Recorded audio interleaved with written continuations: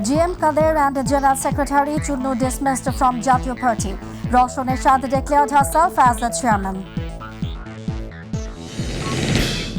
Independent MPs who own the 12th National Assembly elections will meet Prime Minister Sheikh Hasina in a while at Ganabhavan.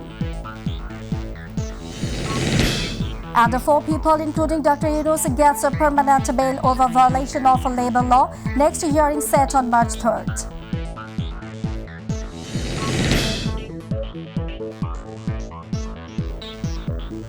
Assalamu alaikum. Welcome to Mytv News. I'm Fawzia Roshan with you in the newsroom today. We are also watching the headlines and I'm going to the details. Current Chairman Ghulam Muhammad Kader and General Secretary Mujibul Haq Chunnu have been relieved by the main sponsor of the party, Roshan Ershad. Meanwhile, Roshan Ershad announced this decision in a meeting with the opposition leaders and activists of GM Kader at her residence in Gulshan today. Roshan Ershad also mentioned that the chairman and the general secretary of the party have been exempted under Article 1 of 20 of the constitution of the party. She announced Qazi Mamun Rashid as the general secretary until the next conference, and Roshan Ershad herself took over the responsibility of the chairman of the Jatiyo Party.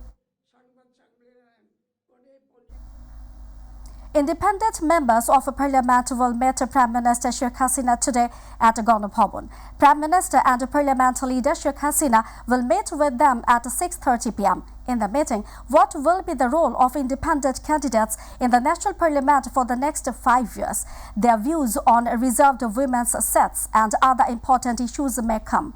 On January 7, the 12th National Parliament election was held in the country. In that election, Awami League got a single majority by getting 223 seats. Besides, Jatiyo Party own 11 seats and Workers' Party, Jashod and Kalyan Party own 1 seat each. Apart from this, 62 independent candidates have won the election. 4 people, including Dr. Yunus, has got a permanent bail over violation of labor law. Besides, the court accepted an appeal against the 6-month sentence. In the morning, they appeared before the Labour Appellate Tribunal and filed an appeal seeking acquittal by citing 25 arguments against the sentence.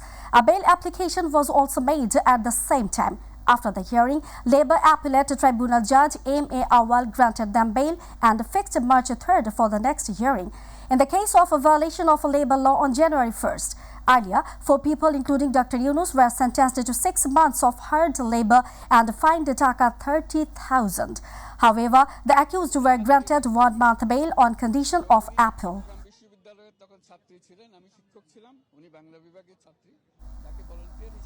Chinese ambassador to Bangladesh Yao Wen had a meeting with the Minister of Foreign Affairs Hassan Mahmood.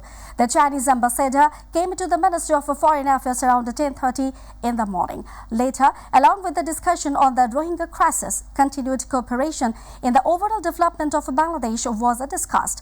After the meeting, the Chinese ambassador told reporters that Beijing will stand by Dhaka on a priority basis to solve the major reserve crisis in Bangladesh.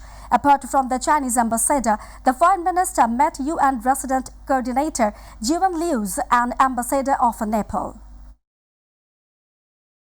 Our relations, I conveyed the message, the warm congratulations and the best wishes from Chinese Foreign Minister Wang Yi to him, and we discussed the future cooperation between China and Bangladesh. Now we face some difficulties, but we say we need to be confident that under the joint efforts by Bangladesh, Myanmar and China. Some countries have tried to destabilize the situation with some political parties around the elections, says Awami League General Secretary, Road Transport and Business Minister Obaidul Qadir. However, India was with Bangladesh to continue the democratic process. He told this to reporters after a meeting with India's High Commissioner Pranay Verma at the Secretariat today. Obaidul Qadir also said that there are some other challenges, including commodity price control, energy crisis, which the government has to face.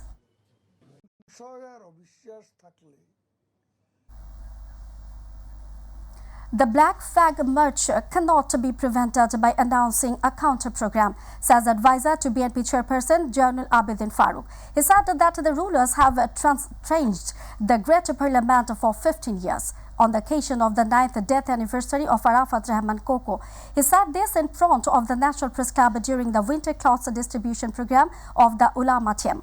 Zainul Abidin said that the government has no ground under its feet. They do not believe in democracy and the people's right to vote. He also demanded the election under the non-partisan government and the release of party chairperson Khaleda Zia.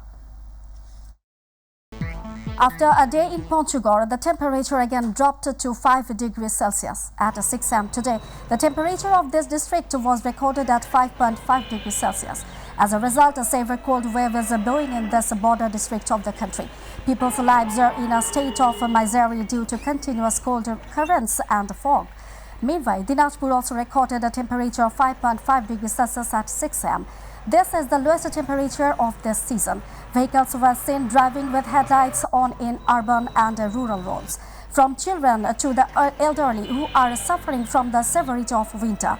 Meanwhile, various winter-borne diseases including pneumonia, respiratory distress and diarrhea have increased due to winter. We are about to the end of the headlines once again. GM Kadir and the General Secretary Chunnu dismissed from Jatiya Party. Roshan Ershad declared herself as the chairman. Independent MPs who own the 12th National Assembly elections will meet Prime Minister Sheikh Hasina in a while at Gana Bhavan. 4 people, including Dr. Yunus, gets a permanent bail over violation of labor law. Next hearing set on March 3rd. 9 countries, including the United States and the United Kingdom, have suspended funding for the UN Palestinian Authority. And Barcelona lost to Villarreal in extra time in 8-goal thriller in Spanish La Liga.